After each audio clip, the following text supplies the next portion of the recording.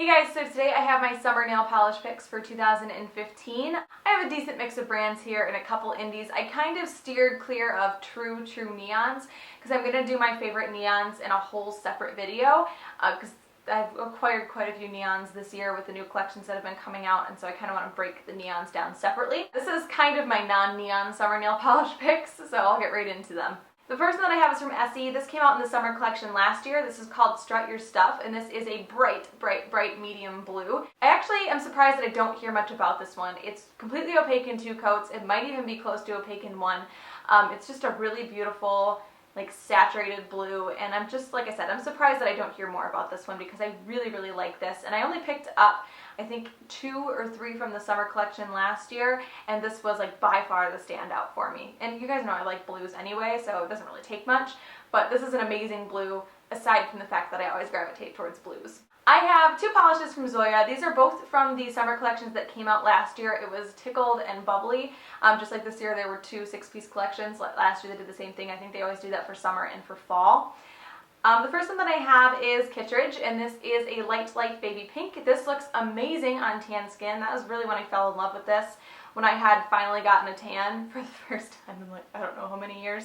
And it looked really good on my tan skin. I will say, however, that every time I pull this out of my drawer, it looks a little bit lighter to me. I feel like it might be kind of changing color and fading, which is interesting because I've kept it, you know, like in a drawer. It's not out in the sunlight. It hasn't been exposed to sunlight. But you can even see like some of the darker color, the pigment kind of veining through it, where something is going on with this. So I'm a little bummed about that because, like I said, it looks a little bit lighter every time I pull it out.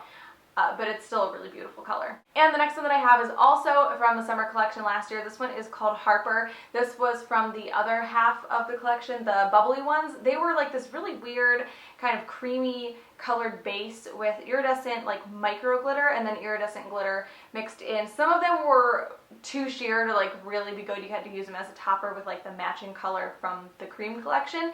This was one of the ones that was completely opaque on its own, and I really appreciated that because this is a beautiful pink, and it has that like amazing sparkle to it, and I like when a polish like this can stand alone. I don't think there was any point in like kind of separating the collections if they had to be used over top of the other ones, if that makes sense. But I did really like this one. I think I lied when I said I had a good mix of brands because the next 5 are all from Glaze.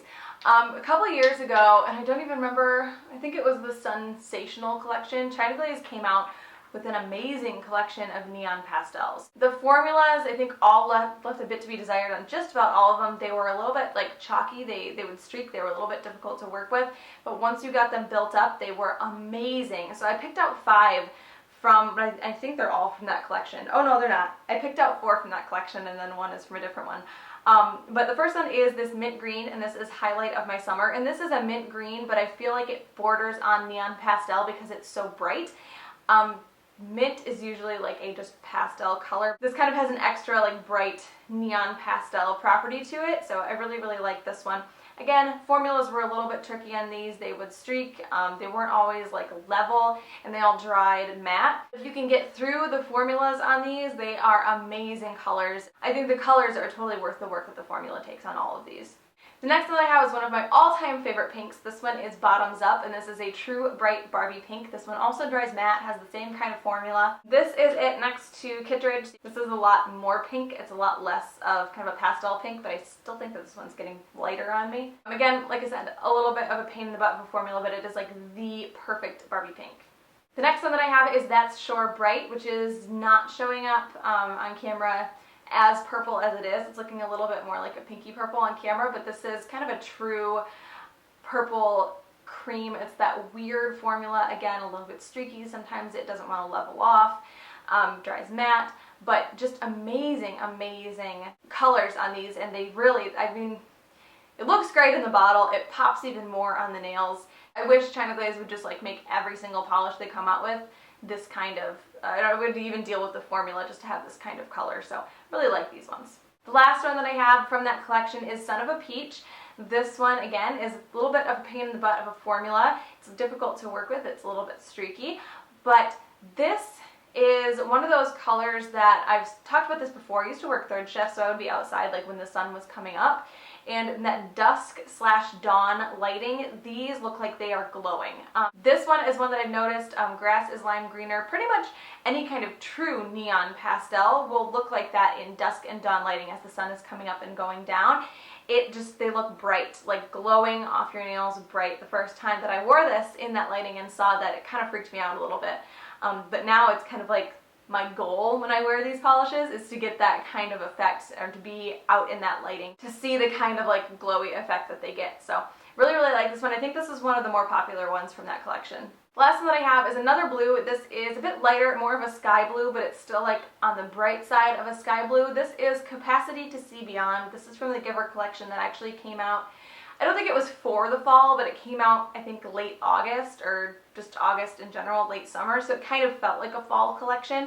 This was the standout for me. I think I only actually picked up 3 from that collection, but this was the one that I really, really wanted. You guys know I like blues anyway, but this was an amazing, amazing blue, and it really pops when it gets on your nails. And the formula was pretty good on this one too. 2 coats and it was opaque. It was just really nice formula-wise as well, so I like this one a lot. The last 2 that I have are from Candy Lacquer, and I put these in here because I feel like they need to go together. So this is Hot Spots, and this is Social Circles. They're all matte neon circle glitter in a clear base.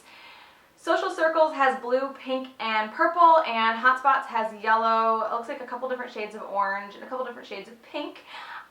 They look great on their own.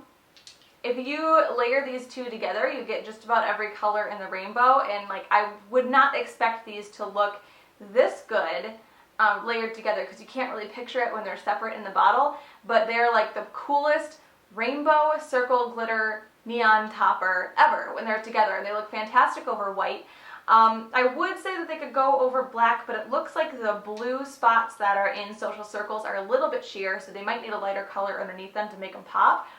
But these look absolutely amazing together, and super bright and fun and summery, and I would probably never wear these separate, like never wear them on their own, but together they're absolutely amazing. So I will link Candy Lacquer down below. I should be able to find those. I think they came out last summer, but usually that stuff stays on the site for a little while. So those are my summer nail polish picks for 2015. Keep an eye open for my top neons, or my favorite neon polishes for summer. That one's going to be up a little bit later, a few weeks from now, but it will be up, hopefully.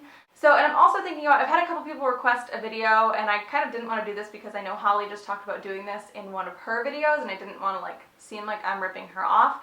But I have reviewed a lot of neon collections recently, so I was thinking about doing a video kind of going through all of those neon collections and talking about, which one I think is the best yellow from all those collections, and which one is the best orange from all those collections. And if I have any, mainstream or any previous collection dupes for, the best ones. Let me know what you guys think about that. I would probably be a couple weeks before I can get that posted, but I am thinking about doing something similar to that. So yeah, I hope you guys enjoyed this one, and I will talk to you later.